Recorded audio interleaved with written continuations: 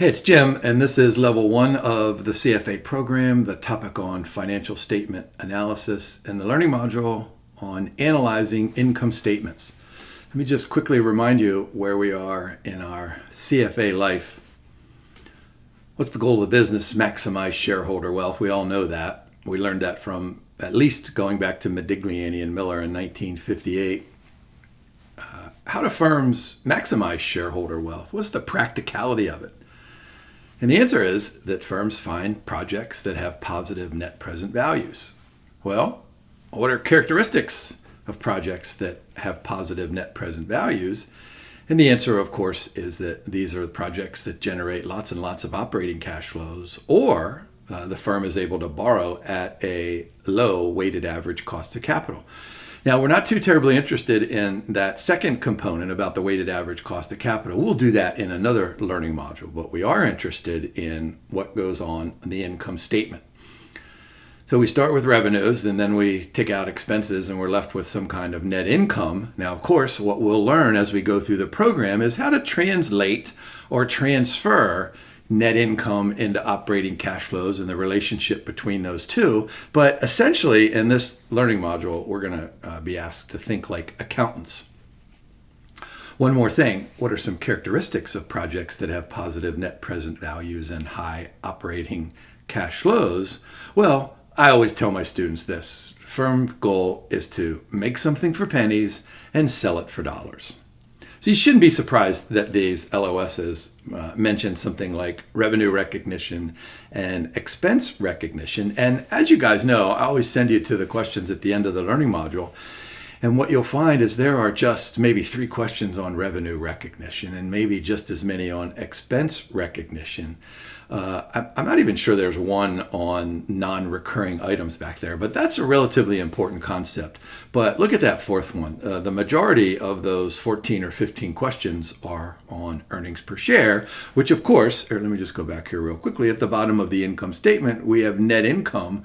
Divide that by the number of outstanding shares. Now that's kind of a loose ratio there. We'll get into more specifics later on in this slide deck. But that's how you come up with earnings per share. And then common sized, well, we've done the balance sheet already, right? And then we'll do the income statement here. That should be a pretty simple concept. So that first LOS asks us to decide when can we recognize revenue. And the easy answer is, well, whenever we make a sale. Well, when a firm makes a sale, there are, in general, 2 outcomes, right? The firm can receive cash. So that sounds an awful lot like, yeah, that was revenue generated.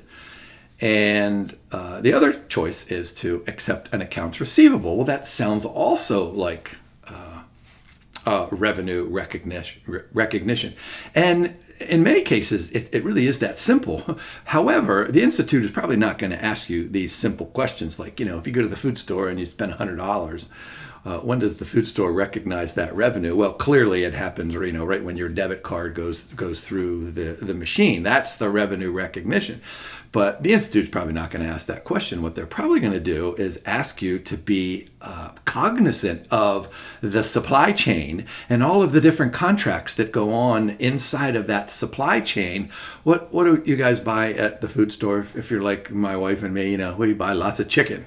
So the chicken comes from the farm. How does the chicken come from? Actually, it comes from the egg, right? So you got the 2 people right here, the 2 chickens where they get together and then they have an egg, and then there's a chicken that grows up, and then it somehow ends up in the grocery store. So each individual company along that line has these opportunities to recognize revenue based on cash or accounts receivable. Now, look down at the bottom. This is one of the things that it took me like a week or 2 to understand back when I was a silly undergraduate student.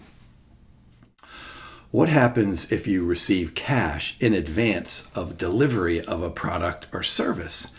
And it took me a while to realize that ought to be a liability. And I just remember thinking, well, why can't you just record it as a pre-revenue or something? And then I was told by the accounting professor, I guess, there's no such thing as a pre-revenue, although the accountants call it, unearned revenue or deferred revenue. So I always think that's a good accounting question. I'm not sure that's a great CFA question.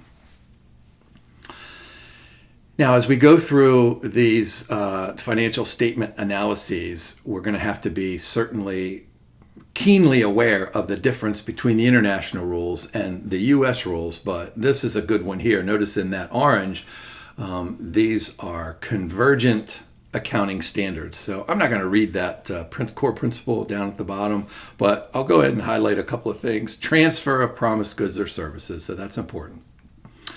Consideration, of course, so there's got to be compensation, whatever that compensation is. And think about how complex this can become. Suppose I'm Jim and I'm a big social media guy, which I'm not at all. But suppose what do they call these people? An influencer. So I do some influencing, whatever that is. Maybe I'm promoting a James Bond movie or something. And on my social media, I allow somebody down here to advertise for a pair of shoes. And so, whenever somebody clicks on that and buys a pair of shoes, then maybe I get some kind of revenue. But maybe I accept the fact that, on their web page, you don't have to pay me revenue on that some other web page. You put a link to my social media accounts. And so it's kind of a, bartering system. When do you recognize the revenue? That is a really cool kind of a question. So it's not like going to the food store, but it's doing all these other extra things. So consideration and then exchange for those goods and services. Now, as you read through these steps here, and we'll quickly go through those in a couple of slides here, I don't want you to think about going to the food store or going to the hardware store or going to work out. Those are pretty simple kind of concepts about when revenue is recognized because, you either pay cash or you swipe your debit or credit card. But what I want you to do, as I said just a few moments ago, is think about the supply chain. And the example that I'm going to share with you is the only time I ever go to McDonald's is to get a fish fillet sandwich. And so I want you to think about the process under which the fish, and I think McDonald's gets all their fish from somewhere in Alaska up there. So, think about this, suppose one of you guys is the fisherman up in Alaska. So you fish, and you catch a big fish, whatever it is, and you sell that fish to, let's just call it a fish broker. And that fish broker gives you $10, right? So that's revenue for you. That's the $10. That makes perfect sense. And then the fish broker, they fillet it and they slice it up and they package it and they freeze it and they sell it to a warehouse, and maybe they get $20 for it, so there's the revenue for that fish broker. And that warehouse, maybe that's a McDonald's warehouse or maybe it's some other kind of a warehouse. So they freeze it and they package it and they ship it out to the local McDonald's or wherever they go, and they get, let's say, $30 for it, making those $10, $20, $30 up. Just, to get it easy for you to remember, $10, $20, $30 in revenues at each point along the line. And then somehow it gets into the McDonald's framework. Maybe McDonald's even has their own fishermen. So what happens then is that McDonald's, and we'll see this in a slide or two, that local franchise, when they sell me that fish sandwich, that's a revenue to them, but it's not a revenue to the McDonald's, the parent corp, because McDonald's is going to charge that franchise a fee. I think it's 5 or 6%, whatever it is. And that's when McDonald's recognizes that revenue. So you have this whole kind of a supply chain. And then think about the complexifying factors here about credit analysis and third-party risk and all that kind of other stuff that we'll talk about throughout the CFA program that makes recognizing revenue just a little bit more complex than what it might seem. So I think those extra complexities are really good exam questions. However, having said that, when you look at I'm going to give you the answers to the problems at the end of this learning module. There's one where there's a return, there's some revenues, and then there's some returns. And then there's another one where there are revenues, and then there's a commission in there, so it's super easy math. So I think that be prepared for some supply chain kinds of questions, but the CFA Institute is not signaling that those questions are going to be too complex with what they have at the end of this learning module. All right, so let's go through these steps kind of quickly here. So first thing, identifying a contract, right? So the fisherman takes the fish out of the water and then signs a contract and says, okay, I'll sell you one fish for $10, right? Commitment and agreement, obligations and rights. And there's some terminology. This is probably more legal terminology. I don't think the Institute would say something like, the international group, they say it is probable And the the US GAAP people, they say, oh, it's very likely to occur. And so high probability, I wouldn't worry too much about this, but the collectability issue links what we talk about. Well, we'll get to that when we initially do our bond conversations, where there is, a promise to pay interest and principal. So the client or the customer has a high probability that he or she, or it, if it's a firm, is going to pay. So that collectability is probable. That's important there. Step 2, these distinct or separate performance obligations. Now, in my supply chain example with McDonald's and the fish, that's relatively straightforward. But suppose that I'm a fisherman and I catch a fish, and I catch an Alaskan king crab, and I catch a stingray, and I don't know, what else can you catch up there? A shark. There's probably great white sharks up there. And so what I do is I sell them all to the fish broker. And the fish broker then chops them all up and does whatever he or she does, and then sells them to different parts along those vendors or that supply chain. And so that fish broker is going to have to separate the fish from the shark, from the crab, et cetera, et cetera. And, look at some of the words in there. Distinct, there's independent, and they're independently identified. Each performance must be treated individually. Determine the transaction price. That's an obvious notion there. And then we have to allocate it, like that fish broker has to allocate those revenues, because maybe the warehouse will buy all of that stuff at different prices. I don't know, maybe you have to keep shark at, 31 degrees, and you have to keep fish at 27 degrees. I'm making this stuff up because I don't know anything about about refrigeration and freezing. And then here's this final step here, and maybe this is the good exam question about, when we perform this obligation and when that is fulfilled, then, of course, then we can recognize. And so here, let me go back here real quick. So I'm not quite sure exactly how the Institute would ask these questions. I kind of struggle in thinking about, hey, what questions would I make up here? Okay, so one obvious question is, hey, here's something, and which step would this be?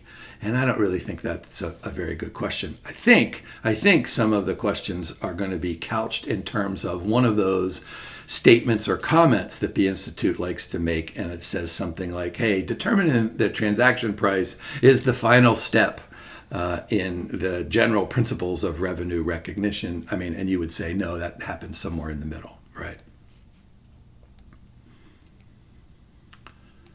All right, so let's go ahead and move on to, here's the second slide on step 5. The company has a right to payment. The customer has a legal claim on the asset, accepted the good or service. Now, we're going to talk a little bit about some exceptions here in just a minute, but I want you to think about this. Suppose I'm the fisherman and you guys are that fish broker. And we have a contract that says something like, all right, Jim, I'm going to buy one fish from you every day for the next 100 days. So I fish and I give it to you one day, and so you're not going to pay me that $10 every day. You may pay me that $10 at the end of every week. So that would be 7 times 10. So I would recognize that revenue. I'm not going to put that in my little journal every day, although I could, I guess, but I probably won't. Mostly because I just really don't want to spend the time every day doing it, right? I'm fishing. I don't really have time to put that in my journal. But what happens then is that at the end of the week, I have this right? I have this, I've provided this service to you, so I'm expecting $70 from you. You get these fish every day. You have a legal claim on the asset, which means that you can sell it to the warehouse or McDonald's or wherever else it is. All right, so let's have a little summary of what I was saying just a few moments ago and then at the beginning. So when do we do this? So when we recognize the revenue, we recognize it as, well, let's just do the journal entry, right? If we get cash, so we debit cash and then credit revenue. And if we have an accounts receivable, then we debit accounts receivable and credit revenue. Now, the question then becomes, what happens if we go ahead and record that accounts receivable and something else happens? Well, notice that, what is that? That embedded diamond point there, what is that kind of red here? So those assets are recorded on the balance sheet only until those obligations are met. So think about those 5 steps that we just talked about. There we go, advance payment. So there's a liability that we said earlier. So here are some, and let me show you this here. So there's case 1, 2, 3, 4, and then 5. So these are kind of interesting potential exam questions, although the Institute doesn't ask any of these here. So I'm not quite sure what advice to give you. My advice is always to remember that, the Institute can ask any question based on an LOS. So this is important stuff, I think. So case 1, principal versus the agent. So if the company is acting as the principal, that means that it controls the product all the way up until the delivery of the customer. And so that revenue then is recorded right in that transfer. So that's the principal part there. But if we're acting as an agent, then we're just going to facilitate the transfer. So maybe that fish broker in my earlier example, maybe that dude is the agent because all he does is buy the fish from me and then, cuts it up or whatever, puts it into fillets and then sells it to the warehouse. And so, maybe that is controlled by some third-party seller. Maybe it's controlled by the fish broker. Maybe somebody else is involved in there. And so maybe we'll just go ahead and record that as a fee or a commission. Now, that fish broker example is probably not the great example of a fee or a commission. That's probably, maybe some other example. So the principal and the agent, so you can act as both. Now, here's this example of McDonald's. And so notice that, what did I say earlier? McDonald's charges, 5 or 6% from each of its franchises. And so think about McDonald's, and of course we all know McDonald's, and if we're going to go ahead and evaluate the operating cash flows and the income statement, revenues and expenses, and then net income, we need to know about nature, amount, timing, and uncertainty of those revenues, and then ultimately cash flows. So we might have to disaggregate those revenues from, some of the stores. McDonald's does own some of the stores, but they have franchises out there, and then fees, and then, there's that word down at the bottom, supply chain revenues. How about software? This is a fascinating one. It's a little bit related to my example of social media at the beginning, but suppose I'm Jim Software and I come up with you guys are going to learn throughout the CFA program about the importance of Monte Carlo simulation. Suppose I come up with this piece of software, Jim's simulation for, let's say asset allocation among equity securities and fixed income securities and alternative investments. So I got this beautiful piece of software out there. And so what I do is I go ahead and give other people the right. I don't give them, I sell them the right by, providing them the service and then a license. And so when do I recognize that revenue? Well, at the time the license is transferred. But then what happens if I say something like after a month or a year, I say, hey, you know what? I'm going to go ahead and add an input for call options or swap contracts or futures contract. I can go ahead and say, hey, you know what? We're interested in the capital market line. Let me throw these derivative securities in there.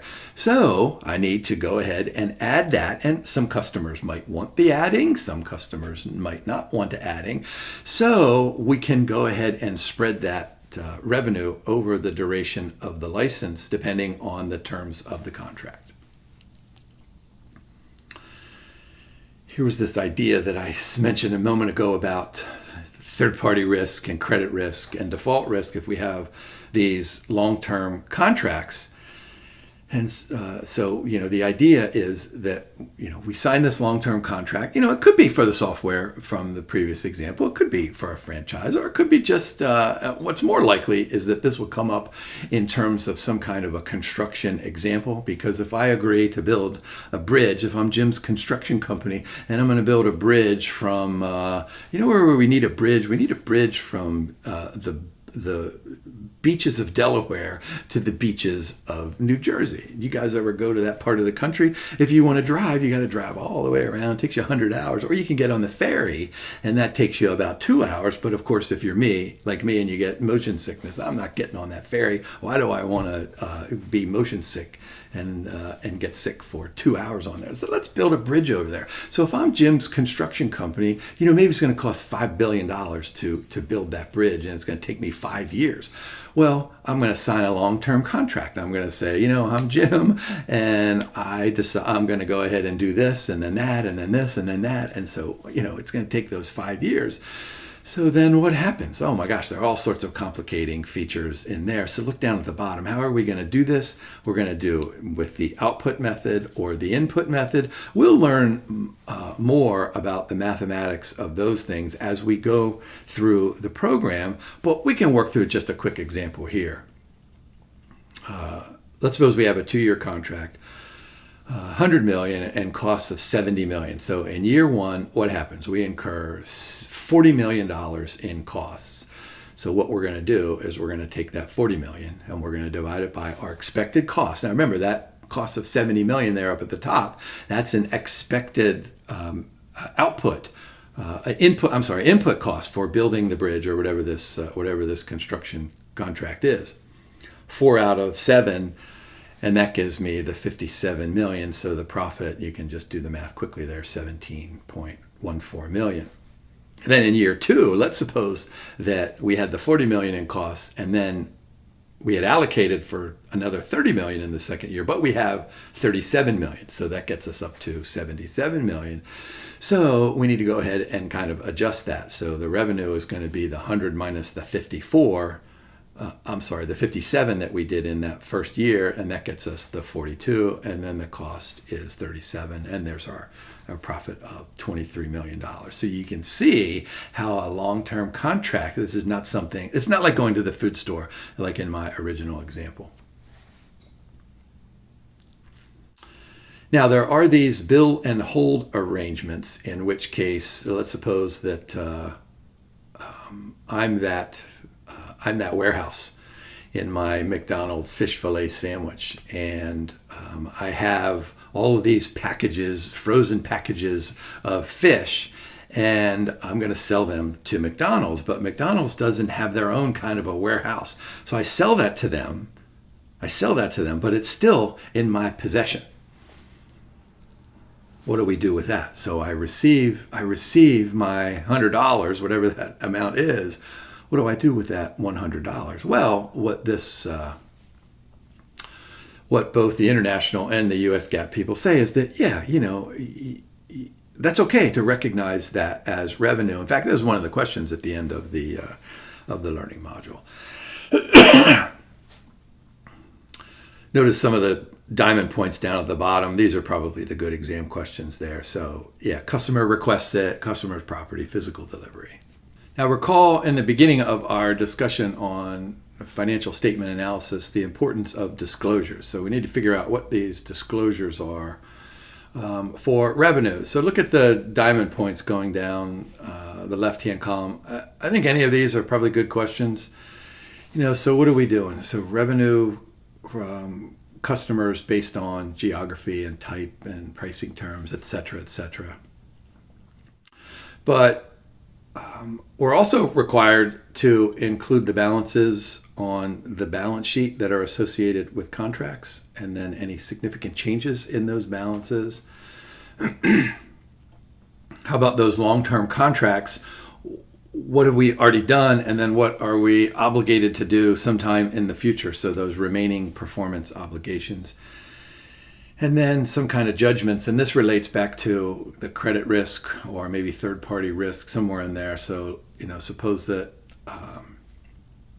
we sign this long-term contract, and our customer agrees to pay us every quarter for the next year. The first quarter we receive the payment, second quarter we receive the payment, and then something happens to that particular business and they're likely to default on their obligations to us. Of course, those significant judgments and changes in judgments depend on, where we are in terms of that actual default. Have we met all the obligations as the seller? Can we recognize that? Have we already recognized it? So there might be some give and take going on. All right, how about moving over to expense recognition? There's a good definition: reduction in economic benefits. So what did I say earlier to you? Make something for pennies and sell it for dollars, or maybe even tens of dollars. So we did the sell it for tens of dollars there. So now we're in the make something for pennies. So on the income statement, that left-hand side, the expense side, according to the accounting gods, they refer to that as a reduction in economic benefits during that accounting period, because you sell something for $10, but maybe it costs you $6 or $8 or $10 or $9 to go ahead and make that sale. So that's a reduction in economic benefit. That's why at the bottom of the income statement we call that net income, right? Now, how does that reduction in economic benefit manifest itself? Well, these are outflows, these are depletions of assets or the incurrence of liabilities, which ultimately then lead to a decrease in equity. So I think the good exam question would be, hey, here's a bunch of stuff in the question stem relating to outflows or depletion of assets or incurrence of liabilities, and then what's the ultimate result? And you would just say, yeah, equity portion of the balance sheet falls. And it might be a little bit of a helpful kind of an idea.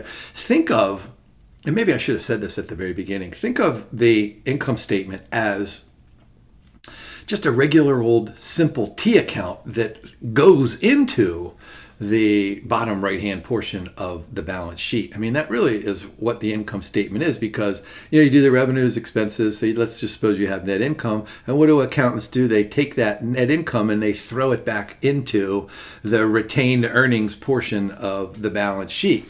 So I think if you view the income statement as just a T account inside of the balance sheet, you'll be able to answer that kind of question, and maybe some others as well. So what about this recording of expenses? Yeah, when those economic benefits are used up or that previous benefit is forfeited there. So how are we going to do this? We're going to do the matching principle. I'll show you that here in a second. And we're going to expense upon incurrence, and then we can capitalize. And we can capitalize using methods of depreciation or amortization, or even depletion if we're talking about like a gold mine or an oil well. So let's go ahead and start about matching principle. And so this should make perfect sense. When do you incur those expenses? When do you recognize that revenue? So we're going to try to match those to the same transaction or the same event. So matching principle or matching concept. And of course, this is probably going to occur in the same period. Let's work through a quick example, and this is going to be a little bit instructive when we get to inventory in a later learning module. So let's suppose that we acquire inventory to resell them. So we have first, second, third, and fourth quarters going down the left-hand column. So we acquired those units, total of 8,600. There's our cost per unit, 38, 39, 42, 44. That sounds an awful lot like rising prices. So that sounds an awful lot like inflation. But we don't need to worry about inflation today, but you will need to worry about it some other day. So let's suppose that during that year we sold 6,500 out of the 8,600, which means we're going to have an ending inventory, right? At $48 per unit. So that leaves us with 2,100 units of inventory. 2,000 of those were specifically identified as being bought in the fourth quarter and 100 in the third quarter. Let's see, no product returns, determine revenue and expenses. So this is a good problem here. And a relatively simple one to kind of combine those first two LOSs. All right, so down at the bottom, we sold $6,500 at $48. So there's our revenue of $312,000. Let's go ahead and compute those cost of goods sold. So we'll just simply take the product of each of those two far right columns. 2,500 at 38, then 1,800 at 39, then 1,900 at 42, and then 300 at 44. So this is the matching principle there. So let's see, if there were 2,000 being bought in the fourth and 100 acquired in the third, so the 2,000 minus the 100, so where am I here? That gets us back to the third quarter of the 1,900. And then the fourth quarter is just that 300 to get us up to whatever that total was, right? So that gets us $258,200 of the cost of goods sold. So 312 minus 258, there's our gross profit, $53,800. So be prepared to compute the 312, be prepared to compute the 258, and then one of the questions at the end of this learning module, you're asked to compute that gross profit there. So should be fine. Now, how about this concept of, and this has been an argument, not an argument, but a point of conflict over the years, not just between US GAAP and the international people about expensing versus capitalizing, but I'm guessing it goes all the way back to the Roman Empire. You have this expense. Can I put it on my income statement immediately, or do I have to spread it out over time? And so I'm sure that when over the years, when individuals go to these accounting conferences, there's lots of heated discussions over which one is more appropriate. But let's just try to figure out what makes sense, right? So when are we going to immediately expense this? So when these expenses are incurred, and when cash is paid out, or a liability is incurred, like an accounts payable. So look at all the examples there. Of course, those make perfect sense, that we're going to go ahead and recognize those as an expense immediately. Those payroll expenses, those are probably going to be recognized immediately, but there are some exceptions when there is sales commission. I'm not sure I would worry too much about this. So what happens when we depreciate or deplete or amortize an asset? Yeah, so what's going to happen, though, is that these certain expenses are going to be recognized as an asset on the balance sheet. Just think of me. Suppose I'm still a fisherman, right, in Alaska, and I buy a new boat. Well, that boat, right, that's an asset. It's my boat. I bought the boat. I paid $50,000. How much does a boat cost? $100,000. So the question then becomes, of course, that $100,000 boat appears on my left-hand side of my balance sheet, but how do I recognize that expense on the income statement? Because, well, I had to pay for it, right? Just like I had to pay for my fishing rod, but I'm probably going to just expense that fishing rod pretty quickly. But the boat, I'm going to go ahead and do this over the life, right? Now, there are lots and lots of different ways to look at this. Forget what I'm going to say over the next 20 seconds. I'm of the opinion that you should expense everything. Depreciation and depletion and amortization, they just ruin everybody's life. They make life way more complex. Now, of course, the idea is that if you expense everything, like my $100,000 boat, what's going to happen is that I'm not going to have any income that's taxable, so the government's not going to be able to raise. So it's really a government idea of, okay, the government, they want me to buy a boat, right? They want me to be employed. They want me to catch more fish, but they want to generate tax revenue. So this is really a kind of a tax issue. But that's all right. So that was more than 20 seconds. So forget about my little editorialization over there.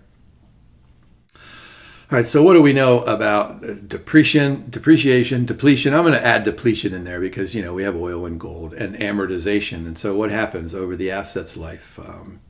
it's going to reduce both net income and the asset value, because we're going to have that accumulated depreciation account, which is a contra asset account that's going to reduce that asset's value over its life.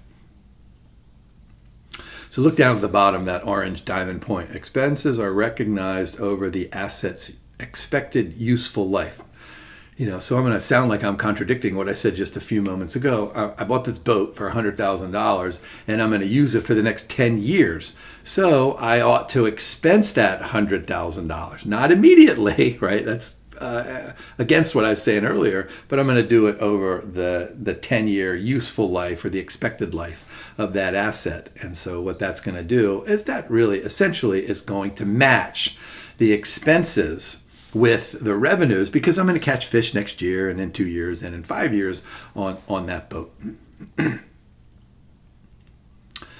here's a good slide with some good potential exam questions. So what's going to happen here? Capitalizing results in higher reported cash from operations. Of course, if you spread it out over time, that should make perfect sense. It boosts current profitability instead of taking the $100,000 right off of that. And what did I say? I'd probably have a negative net income that year. I'm going to have now, I only have to take out $10,000. Well, let's just suppose I use straight line depreciation, $10,000 instead of $100,000.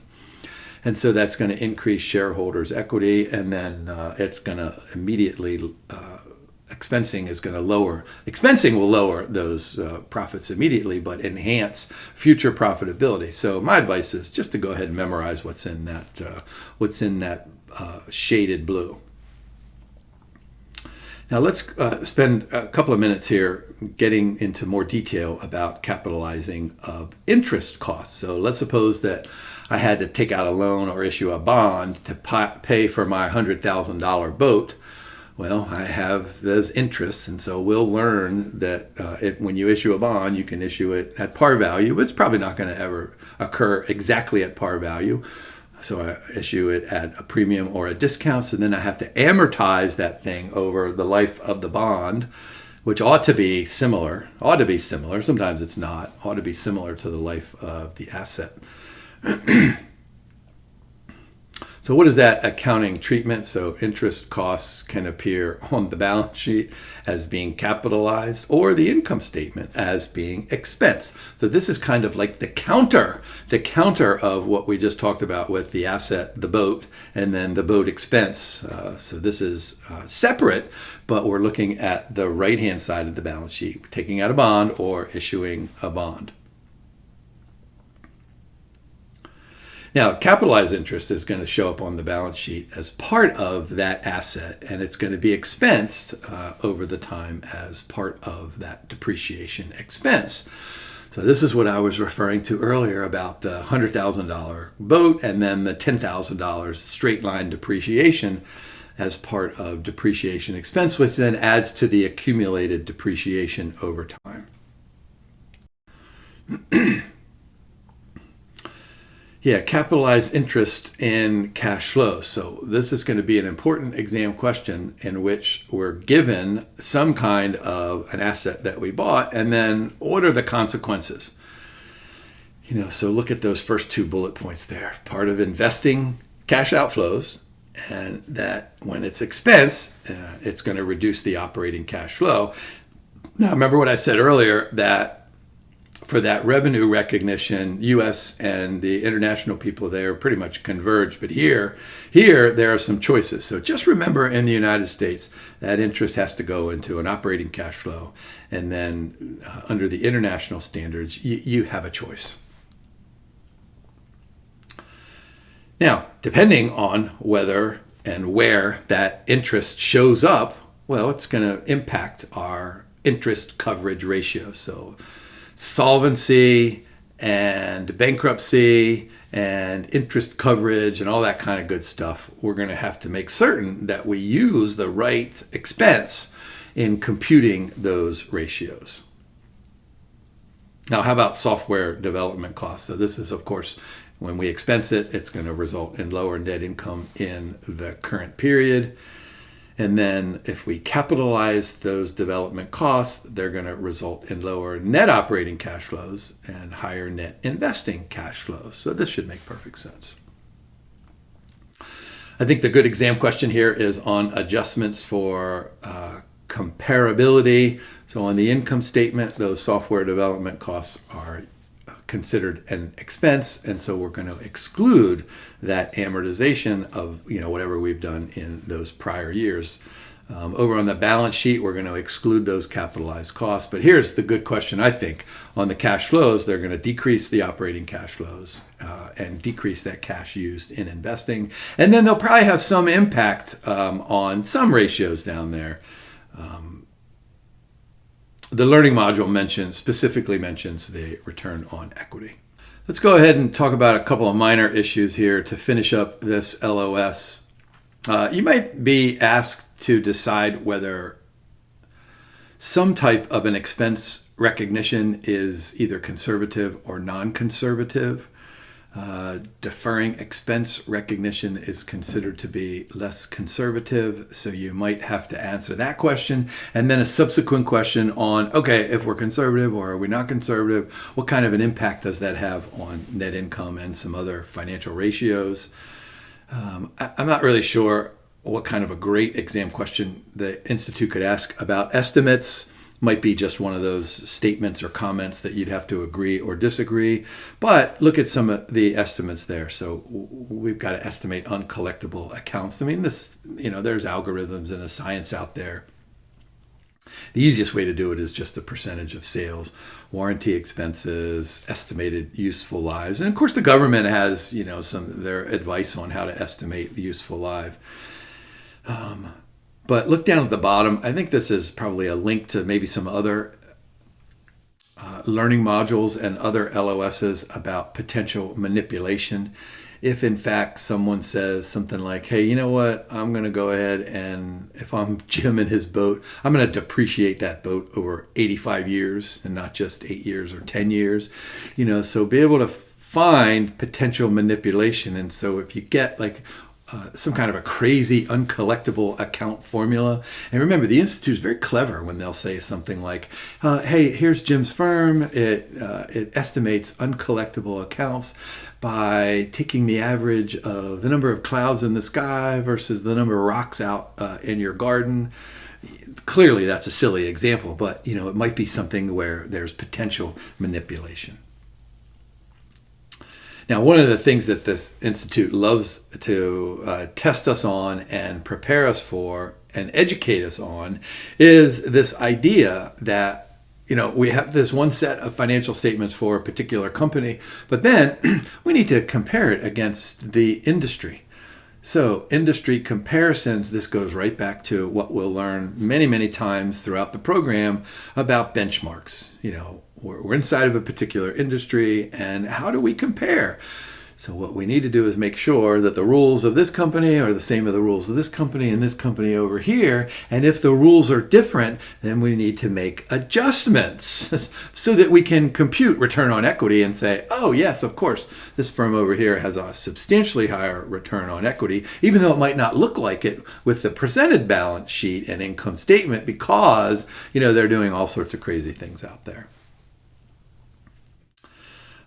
Monetary effect and the qualitative assessment. So this is just an extra slide on deciding how are we going to make this comparison and how are we going to evaluate a particular company. And so my advice is to take a step back from the question on the exam and say something like, all right, the question on qualitative assessment, maybe we'll go ahead and look at some ratios in comparison to what we perceive as being conservative. And by the way, I'm guessing that in maybe one question, the Institute would say, hey, here's a company, they have a conservative approach, what are these kinds of implications? Notice down the bottom right there, we have the term financial ratios. All right, moving on to this next LOS, describe financial reporting treatment of non-recurring items, discontinued operations, unusual or frequent or infrequent items. Yeah, so what does this mean? What we're simply going to do is just make certain that what is reported in the financial statement is in fact a discontinued operation, and what are we doing about it? Is it meaningful? If you watch Charles on Fox Business News, he regularly makes comments about accounting stuff and methods, and one of the things that he might say is that here's a discontinued operation. The company either sold it or they lost money on it, and let's not worry about it. Let's worry about the future. And so that's really, really cool, kind of an exam question, that discontinued operation, that infrequent item, it might be material, but it also might already be reflected in stock prices and bond prices. And so it's up to us then to decide whether or not that's going to have an impact on the future. So there we go, application of the change. So there we go, perspective. That's what I was talking about for future periods. And then retrospective. And I'm always fascinated when companies go ahead and restate their past financial statements. It doesn't ever get, the kind of press attention in the Wall Street Journal or other places that it would have received if it had been reported in a different way. And so I think, from my perspective, the prospective changes, that's way more important than retrospective. Now, of course, having said that, the Institute could say something like, hey, you know what, something major happened that we weren't really quite sure about. We misestimated, we did some of these things, so we're going to go ahead and restate the past financial statement. And it's going to ruin everything for us for the rest of our lives, or it's going to change everything for the better for the rest of our lives. So be prepared for both of those things.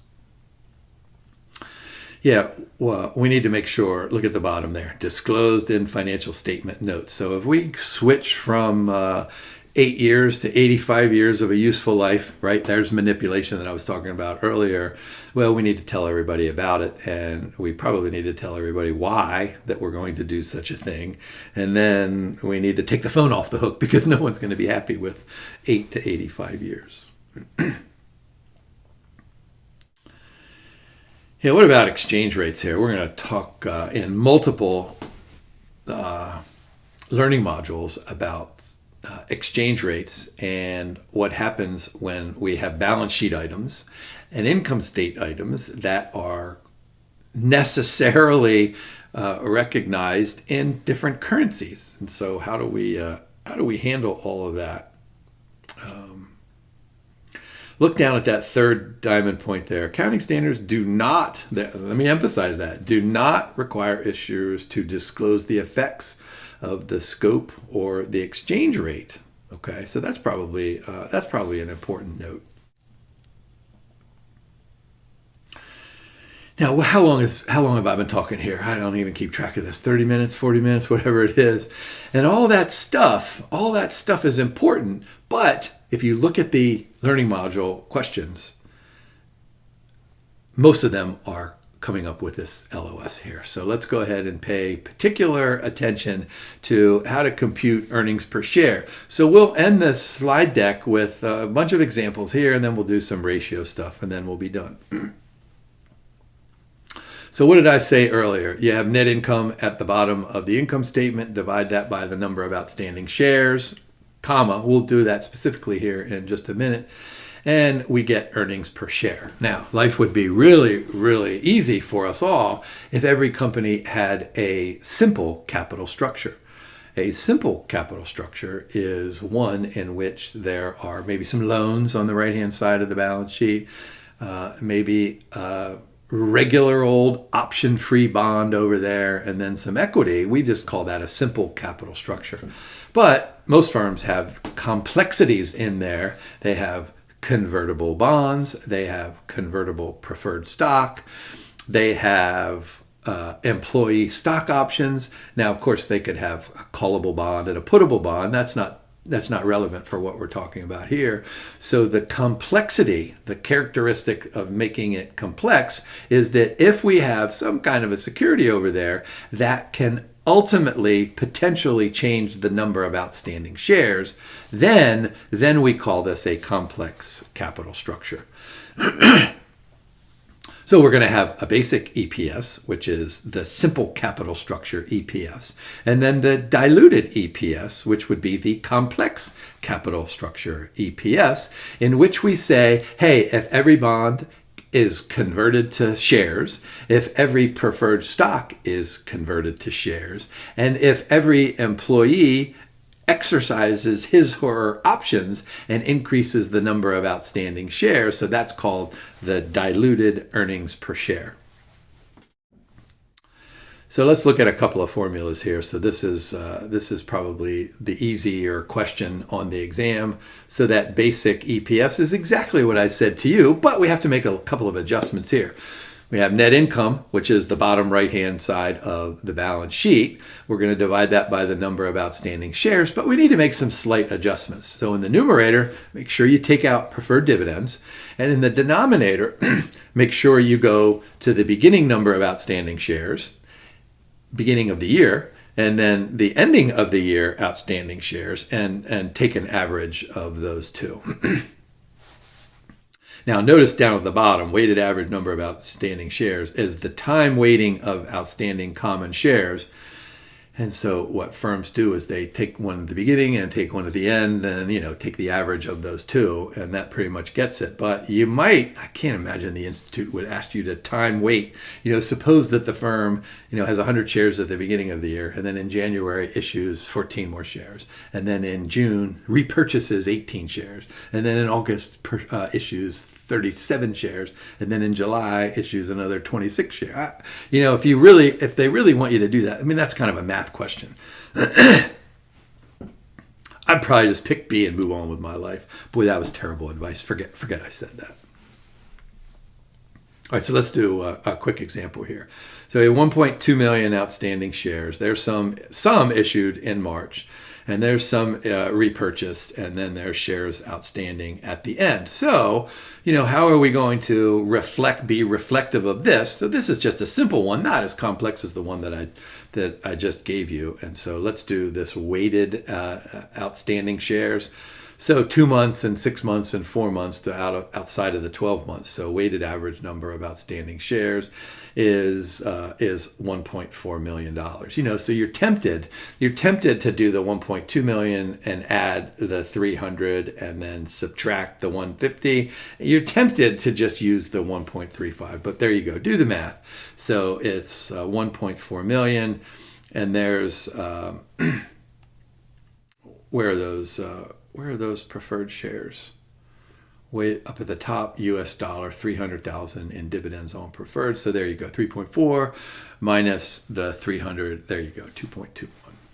We just completed a relatively simple EPS. Let me just go back here very quickly. Now, this is a good example of how to calculate those weighted average number of shares. It could be a simple one where the Institute just gives you those, but I'm guessing that the Institute is going to ask you to do this, not with the complexity in my silly example from just a minute ago, but then when we add this complexification. So what I want to call your attention to is the 7 or 8 questions at the end of this learning module. There's just 1 or 2 that says compute the simple EPS. But the rest of them ask you to calculate this fully diluted EPS. So we need to make sure that we know how to do it with convertible preferred stock, with convertible debt, and with employee stock options or warrants. So we're going to go ahead and work through 3 examples here over the next few minutes. And these are super important.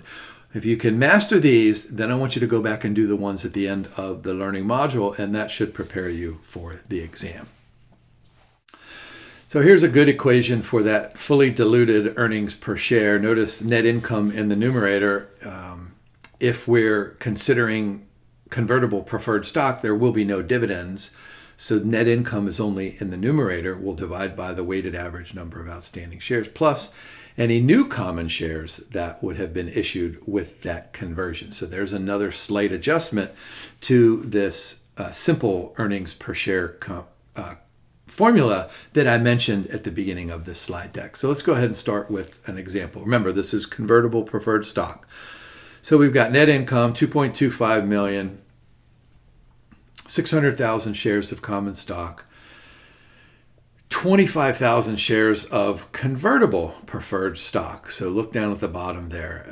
Let's see, annual dividend of $12, and each of those shares is convertible into 6 shares. So that's going to be super important. So let's go ahead and take a look at the difference between middle column is the basic EPS, and then that diluted EPS over on the far right column. So let's do the middle column just really quickly. So basic ones, 2.25, subtract out the preferred dividend. So remember, this basic EPS assumes that we don't have that conversion feature. Numerator then is 1.95. Divide that by the 600,000, you get 3.25. All right, so that's simple one. You guys ought to be able to do that pretty readily now. But let's go ahead and assume that the convertible preferred stock is in fact converted into 25,000 shares of common stock. So let's start with the net income, 2.25. We don't have to subtract out any of those dividends because they don't exist.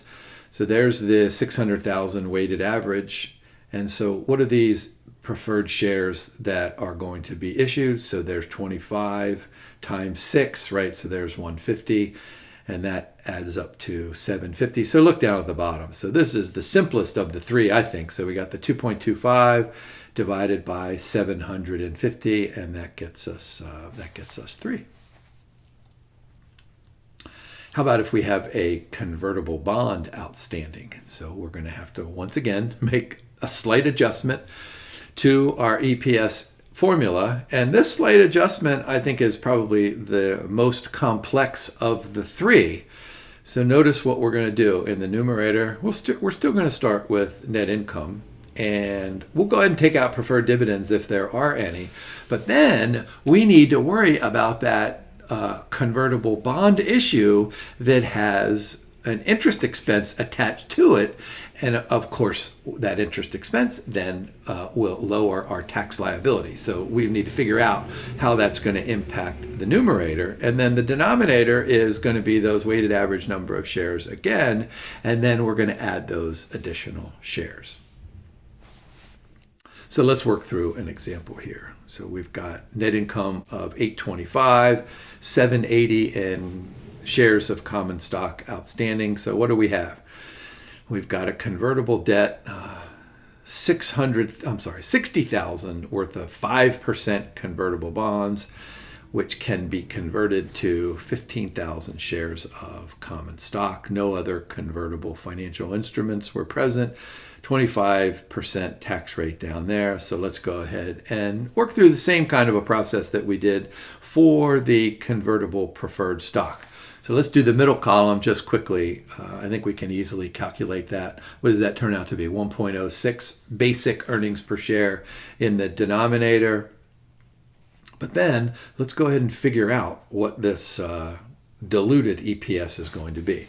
So once again, we'll go ahead and start with the 825 in net income, but then we're going to have to add this after-tax cost of the interest expense, right? That's the coupon rate on that convertible bond.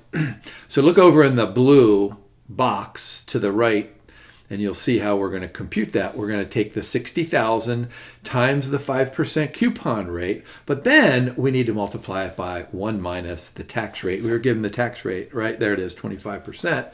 And so that turns out to be the 250, right? So add that to the 825. So the numerator is going to be 827,250. There's our weighted given outstanding shares, 780. If they're converted, we're going to add that 15,000 new shares. So we get 795. And then if you do all the math down there, you get 1.0406. So I think a really good exam question is to say something like, hey, here's our basic EPS. What's the impact if those convertible bonds are actually converted over into shares of stock? And then what impact does that have on maybe something like I don't know, return on equity or some other kind of a ratio out there. Let's move to the third example here, treasury stock method. So what we're going to do is we're going to go ahead and consider stock options for the executives or warrants.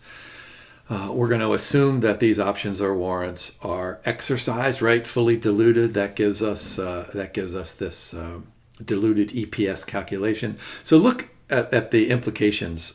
We're going to receive cash, and we're going to use the cash to buy back those shares. And that's going to increase the number of shares outstanding. Now, you're going to be tempted to increase by a certain number of shares, and I'll show you that in the example, but you need to make sure that you adjust it. We need to do the marginal kind of extra outstanding shares. So here we have some options or warrants. So what does our diluted EPS formula look like? We're still going to take out preferred dividends in the numerator. We're still going to start with that weighted average, but then what we're going to do is we're going to make a big adjustment here. And I'll show you how to do that in an example. You ready? So here we have net income of 1.5 million, average of 950,000 outstanding shares. All right, so what are we doing? We've got 25,000 warrants with an exercise price of 40. And then the average market value during the course of the year is $60 a share. So think about the difference between the 40 and the 60. That's the in the money portion of this warrant or the option. Remember, the warrants are not too terribly common in the United States, but they're common elsewhere in the world. So this might be couched in the terms of a warrant or executive stock option. So let's go ahead and do the same thing that we did in that middle column. So we have the 1.5 million, there's the 950, so you just do the simple dividing. There you go, 1.58. So let's do the diluted. All right, so numerator is going to be the same, 1.5. There's the number of outstanding shares, 950. And so how are we going to adjust for the warrant? So you might be tempted, this is what I was saying earlier, you might be tempted to just add 25,000 in there, but you can't do that. So look over in the far right column to see exactly what you can do. All right, so let's do the math up there. Look at the top. So $40 is that exercise price times the 25, so that gets us up to $1 million, right? So what we can do is we could theoretically take that $1 million and divide it by the 60, because that's the average market value. So we could repurchase 16,667. So don't look at that blocked column there. Don't add 25,000. Add the difference between the 25,000 and the 16,667. And so there you go. Quickly do all the math there, and you get 1.57. So let me just quickly review what we did here. So where was I back here? Yeah, there it is. All right. So great exam questions. Convertible preferred EPS, convertible debt EPS, stock options, or warrant EPS. Make sure you know that formula there, that formula there, and that formula that I just went over, right? So here's the follow-up question then. Let's suppose that we have changes in EPS for a variety of different reasons. Well, it can come, remember it's a ratio, so it can come from an increase in the numerator or a decrease in the denominator or a combination of the two. And so look down at the bottom. I think this is a great exam question. Look at the underlying business drivers. That's what the Institute wants us to be. They want us to do the math that we just did, but let's find those underlying business drivers. And I'm going to just go back to Modigliani and Miller and say, what are those underlying business drivers? Well, the ability to generate lots and lots of operating cash flow. Now, dilutive securities, which we just spent lots and lots of time talking about, they're going to probably potentially dilute or decrease that earnings per share, right? That makes perfect sense. But what about anti-dilutive securities? And so the really good example that I can give you is that, let's suppose we consider a firm, and the firm has 10 shareholders, and each of those 10 shareholders owns 10% of the company. And what the company could do is the company could say something like, hey, let's bring on some other shareholders out here. Let's issue some shares to those people over there. And so what that does is that this is the kind of this anti-dilutive process. And so look at the red bullet point there. Anti-dilutive securities are excluded from the calculation. So I think if you just remember that, you'd be okay. All right, let's move on to this final LOS about common size financial statements. Why do we do this? Look at the bolded there. Meaningful comparison highlights differences that may exist between company strategies. So let's take a look at a quick example. We've got company A and company B. And so we've got different gross profitability, we have different operating profitability, and we have different net income down at the bottom of the income statement. So if we're comparing these two companies, we can go ahead and make some reasonable conclusions. But once we convert each of those accounts to a percent of revenue, let's go ahead and do that. So notice revenue 100% at the top for both. And then all we do is take, well, let me just go back here. Take the 10,500 divided by the 21,345 for company A, and you get the 49.2, and then you subtract 1, you get the 50.8, and you can do that all the way down. So what this does then is it gives you an idea of common size income statement. Common size meaning that we're just looking at this in its percentage form, and we might get some indication about what strategies, what each company is pursuing. In other words, does this company try to minimize cost of goods sold? Does this company try to minimize depreciation expense? What's the interest expense in relation to revenues, et cetera, et cetera? I mean, you could have a question for each one of those accounts going down the left-hand column. And so to kind of evaluate this, we can look at the gross profit 50 versus 55. So there's the profit margin. But then all the way down at the bottom, so look, those two things are, I'm going to say they're within what is that? 10% of each other. But down here, look at the very bottom, net income. Those are not worth 10%. Not within 10% of each other. So company B has a different strategy on the left-hand side of the income statement to have a much higher net profit margin than company A. Here are some of these formulas here. So net profit margin, net income over revenue, gross profit over revenue, and some other kinds of ratios here. So be prepared. Let me go back here. Be prepared to compute net profit margin, gross profit margin, operating profit margin, pre-tax margin. And we can work through just a quick example here. So we've got revenues at the beginning of the year and revenues at the end of the year and net profit. So what we can do is we can say something like, hey, 64% in the first year, 52% in the second year. So what can we say? Gross profit margin, it has declined. And by the way, you could do this for comparison of just two companies. I can't imagine the Institute would give you 27 companies to compare this to. But remember, I say this to you guys regularly. Remember, when you're computing any kind of a ratio, what you want to do is you want to look at the trend. What has happened to each individual ratio over time? And then you want to compare it to the benchmark. What do our fiercest competitors look like? And so whenever you do this, make sure you can compute it accurately, of course, but then you need to do trend analysis and benchmark analysis. And that takes us through what is an extremely long learning module. But I think what I've done is emphasize that, be prepared for 1 or 2 questions on revenue, 1 or 2 questions on expense recognitions, but then tons of questions on computing that earnings per share. So go ahead and take, I've given you lots and lots of supporting stuff here. So you ought to be able to get through those 14 questions in a relatively short time period. So go spend 20 minutes or 25 minutes working on those questions. Hey, thanks for watching. Have a great day and good luck studying.